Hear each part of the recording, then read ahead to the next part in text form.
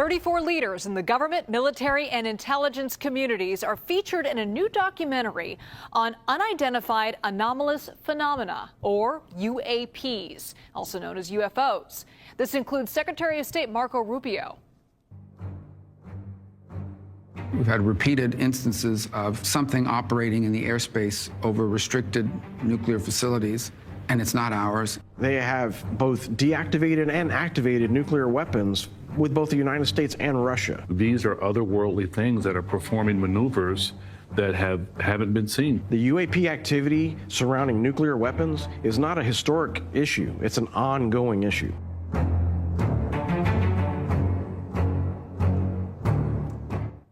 The film, The Age of Disclosure, dives into the existence of non-human intelligent life, what these leaders know, and the stakes for the future of humanity. It's now streaming on Amazon Prime. Let's bring in Dan Farah, the director and producer of The Age of Disclosure. Dan, first of all, let's set this up. What is this movie about? What was your mission with this documentary? Well, thank you for having me. So, like a lot of people around the world, I grew up curious about this topic, these big questions like, are we alone in the universe? Does the U.S. government know more about this matter than the public? And so I made this film in pursuit of the truth, and I interviewed 34 extremely high-level military, government, and intelligence officials who have direct knowledge of UAP as a result of their work for the government. And what they collectively revealed is an 80-year cover-up of the existence of non-human intelligent life and the fact that the U.S. is in a high-stakes secret Cold War race with adversarial nations to collect and reverse engineer this technology of non-human origin. And the truth is really shocking. What stood out to me, there's a lot of things that stood out to me that were pretty shocking. The amount of lawmakers, credible lawmakers, military members that were willing to open up to you over this 3-year period. How did you convince them all to go on the record and talk to you about what they knew? Well, when I was doing my research and I was getting introduced to senior officials and having private conversations with them and learning the lay of the land, I started to quickly realize that there is, in fact, a lot of information these people have that can lawfully be disclosed, but historically they've been deterred from sharing that information.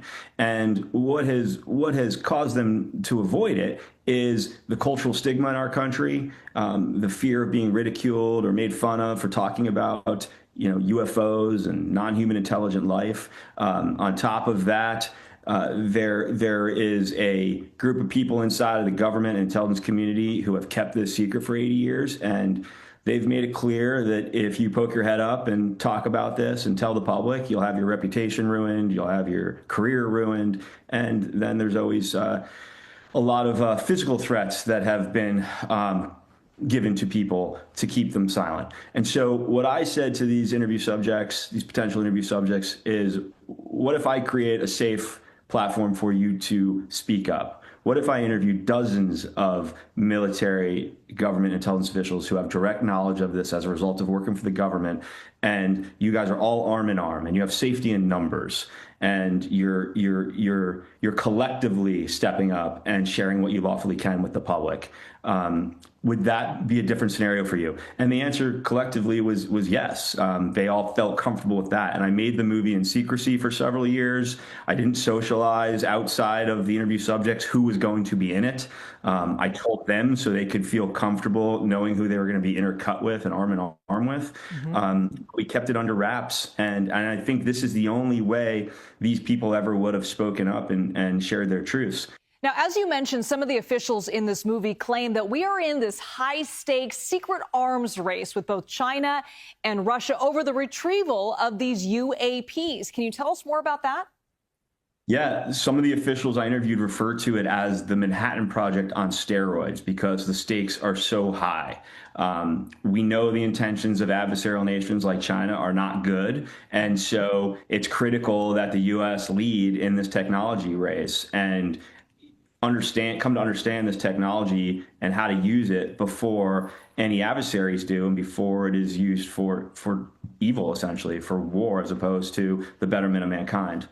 Now, one of the officials in this film also alleges that President George H.W. Bush actually knew of contact between the military and non-human life from an Air Force base. Can you tell us more about that?